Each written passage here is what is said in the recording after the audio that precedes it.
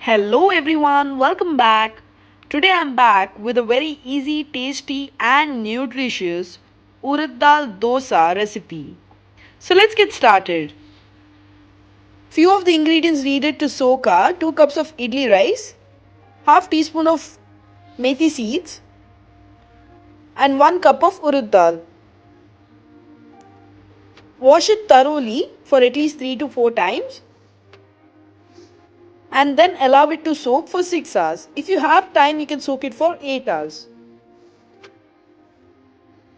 Now after 6 hours, it's perfectly soaked. Now it's time to blend it. Since I have many ingredients, I'll grind it in 2 different batches. I've added soaked ingredients. To this I'll add 1 cup of boiled rice. If you don't have boiled rice, you can use beaten rice. Soak the beaten rice for 10 minutes in water and then you can add it to the mixer jar. Add half cup of water as and when required. Now blend it to a fine paste. This is the consistency required. Now for the second batch, I'll add the soaked ingredients. And to this, I'll add 1/4 teaspoon of yeast. Now this is completely optional. If you have time to ferment for at least 10 to 12 hours, then you need not add yeast. Now since I'm running short of time, I'll be adding 1/4 teaspoon of yeast and then blending it to a fine paste. If you have less ingredients and if you're blending it in one shot, then you can add all the ingredients to a mixer jar and blend it to a fine paste. So the second batch also is done. Now I'll be mixing it thoroughly for 1 minute. If you're not adding yeast, ensure you mix it for at least 5 minutes with your hand. Mixing in hand is very important in order to make the batter more fluffier and in order to help it to ferment faster. Now I've kept it to ferment for 8 hours. In order to help it ferment faster, you can keep the batter in the oven as well. Now after 8 hours, the batter has been perfectly fermented. I'll add around 1.5 tablespoon of salt.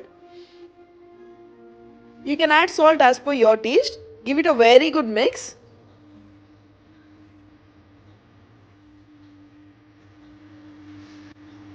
Perfect. To accompany me with mixing, I have my junior chef Kiara. So she'll be helping me.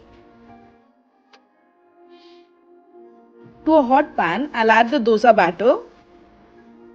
Spread it a bit. If you want it crispier, you can spread it more. Now this holes in the dosa shows that the batter has been perfectly fermented. Now I'll cover it with a lid and allow it to steam for 30 to 35 seconds on a medium heat. After 20 seconds, I'll be adding ghee. You can add normal cooking oil as well. After adding ghee, I'll cover it with the lid again and allow it to steam for 15 to 20 seconds.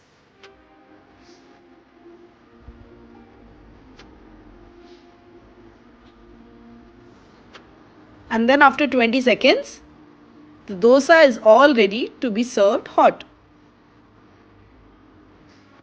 Let me show you all the second dosa as well.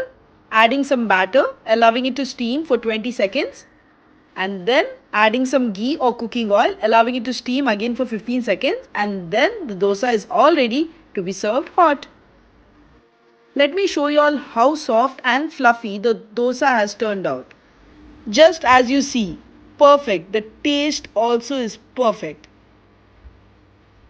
Let me show you a very quick chutney recipe for this dosa.